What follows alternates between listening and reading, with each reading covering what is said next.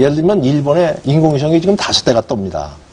그리고 지금 뭔가 조기 경보기가 17대가 있고 이지스함이 6척이 있고 해상 초기가 85대고 이렇게 엄청난 정보 기기를 가지고 있어요. 그리고 조총련이 수십만 명의 조총련을 통해서 일본이 가지고 있는 인간 정보도 만만치 않습니다.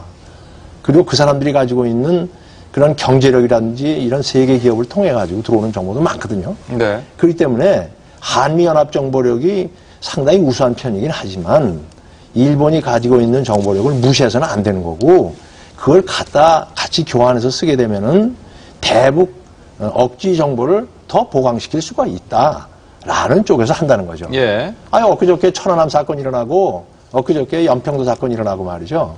엊그저께 미사일 실험을 했어요.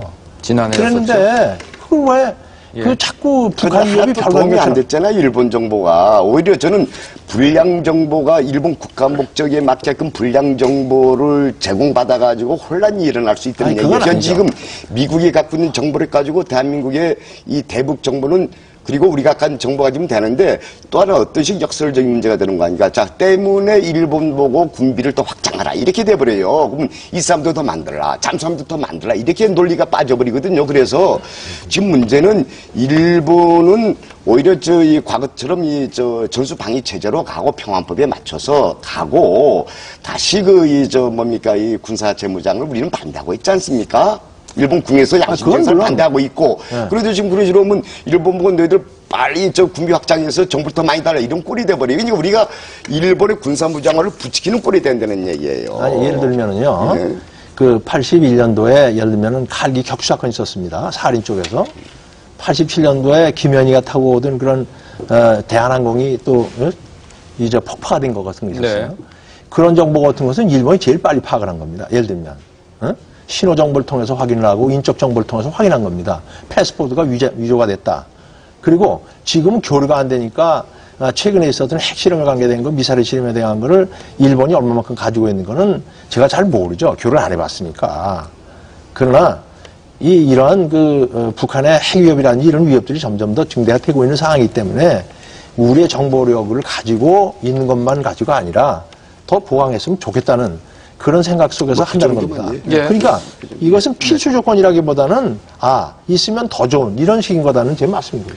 예, 한때 우리가 일본이 이제 세계 최고가 되고 일본이 군사 대국이 하고 이런 논쟁이 굉장히 많았었습니다. 근데 현실을 보면 일본이 지난 20년 동안 정체를 했습니다. 경제적으로 완전히 경제 성장 엔진이 멈추는 바람에 20년 전에 세계 경제에 차지하는 일본 경제의 비중이 18%였습니다. 지금 8%까지 떨어졌고요. 앞으로 10년 내에 5%까지 떨어질 겁니다. 그렇게 본다면 지금 일본의 군사비는 늘어날 수가 없습니다. 이지스함도 늘어날 수가 없습니다. 지금 점점 국방비는 떨어질 수밖에 없는 추세고 예. 중국에 비해서 군사비도 지금 2분의 1도 안 되고 있습니다. 아마 이 추세는 몇 년 뒤에 더 벌어질 겁니다. 이 일본과 중국 사이의 격차는. 그렇기 때문에 일본의 입장에서는 제가 보기엔 한국에 대해서 굉장히 많은 접근을 오히려 할 필요성, 정보의 교류를 하고자 하는 의지가 굉장히 강할 것이고 예. 저는 우리가 어퍼핸드라 그럴까요? 일본에 대해서는 보다 유리한 입장에서 정보 교류를 할 수 있는 굉장히 유리한 위치에 있다고 여기서 생각합니다. 또 논리적으로 그러면 예. 일본에 우리가 고급 정보를 갖다 줘버리면 되잖아요. 그렇지만은 현재 예. 정보 자산을 봤을 때는 여전히 일본이 우리보다 정보 자산에 상당한 정보를 가지고 있습니다. 그렇기 때문에 우리가 더 필요한 정보를 그러나 일본도 혼자서는 못하기 때문에 한국과의 협력이 굉장히 필요하다고 보는 것이죠. 아니, 네. 89년도 칼기 폭파가 났던 또 30년 전, 20년 전 일이죠. 20년 전 일인데, 최근에 일본의 정보, 대북 정보 보세요. 전부 자기 입맛에 맞게끔 해서 고치고 불량 정보가 생산되고 이게 일본 언론에 나오고 한일에서 김일성 사망설이 김정일 사망설 크게 나왔지 않습니까? 하나도 맞아 떨어진 게 없잖아요. 2009년도, 2010년도, 11년도 전부 실패했잖아요. 그래서 우리가 높은 정보를 갖고 있기 때문에 거꾸로 이 업종은 일본한테 고급 정보를 전부 줘버리는 게 되는 겁니다. 그 얘기예요. 아니 근데 그 정보를 거기서 받은 것이 계속 신뢰가 없다 그러면은 우리가 그걸 받아가지고서 전부 다 쓸데없는 쓰레기 같은 정보라 그러면 그건 일본이 벌써 자기의 그 국가 위신에 관계된 것도 있기 때문에 그거는 그렇게 아주 이 상대방에 대해서 무시하듯이 얘기하시는 건 조금 예. 좀 무리한 표현 같고. 예. 박사님. 예, 우선 정보를 어느 정도 양질의 정보를 어느 정도 우리한테